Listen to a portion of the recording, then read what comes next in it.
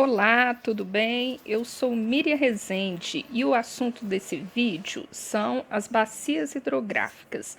Mas o que são as bacias hidrográficas? Antes de falar delas propriamente, é importante entendermos outras duas questões.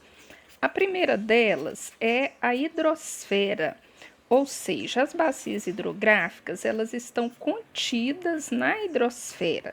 E o que é a hidrosfera? Ela é o conjunto de toda a água que existe no planeta. Toda a água que existe no planeta, ela faz parte da hidrosfera e ela está também sempre circulando. Essa é a segunda questão que a gente tem que entender bem, é o ciclo da água. E como que funciona o ciclo da água? De uma forma bem resumidinha, né? Nós temos a água do oceano, dos vários oceanos, elas evaporam através do calor que é produzido com a energia do sol, vão se formar as nuvens e essas nuvens elas caem, a água que acumula nelas ela precipita em forma de chuva, neve ou granizo, isso em cima dos continentes.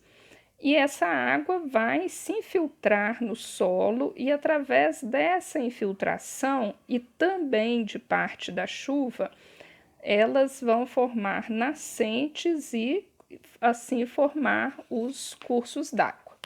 Bom, e voltando a falar da hidrosfera, né? Como é que ela está dividida? 97% de toda a água que existe no planeta, de toda a água que compõe a hidrosfera, ela é água salgada. Apenas 3% dessa água é água doce. E desses 3%, 2% está presente nas geleiras e apenas um terço desses 3% é a água que está contida na atmosfera, nos seres vivos e nos continentes. E a água do continente, por sua vez, ela também vai ser subdividida. São as águas dos aquíferos, as águas mais profundas e, por fim, a água das bacias hidrográficas, mas eu ainda não acabei aí não. Veja bem aí no esquema.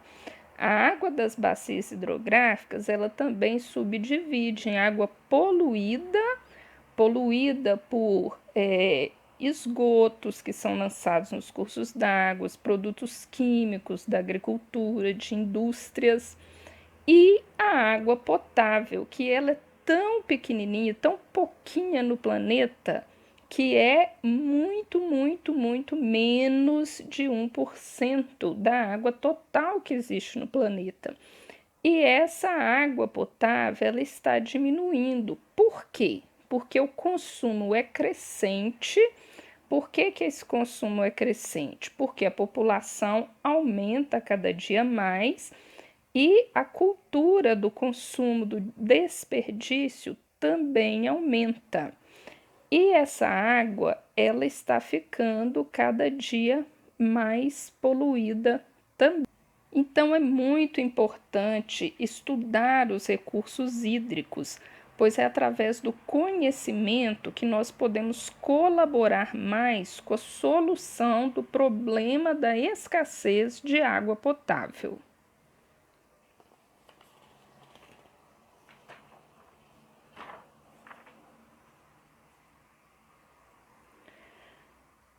Bem, então, entrando em específico agora nas bacias hidrográficas, nós podemos observar que todos os continentes, eles são divididos em grandes bacias hidrográficas. Ou seja, se você está agora sobre o continente, então com certeza você está em cima de uma bacia hidrográfica. E é importante ressaltar também que as bacias hidrográficas, elas têm uma hierarquia.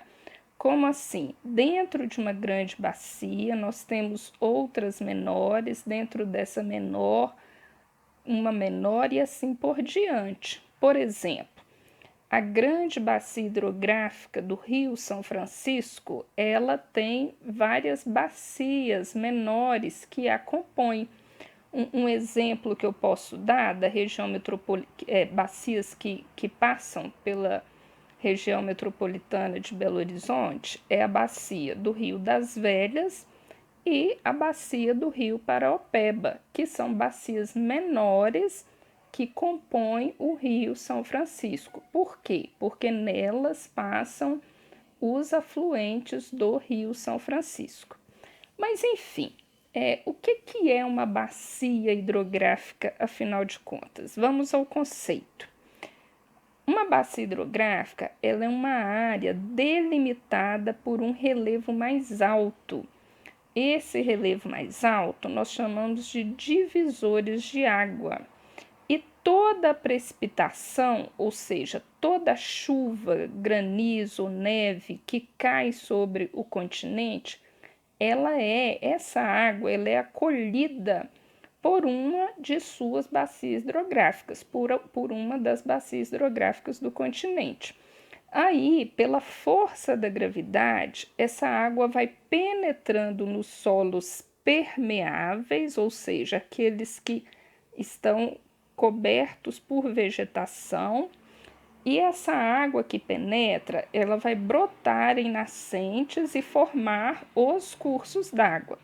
Cada curso d'água ele vai escoando para a parte mais baixa do relevo, também pela força da gravidade, e essas águas elas vão se encontrando e formando os rios maiores, até formarem o rio principal da bacia hidrográfica.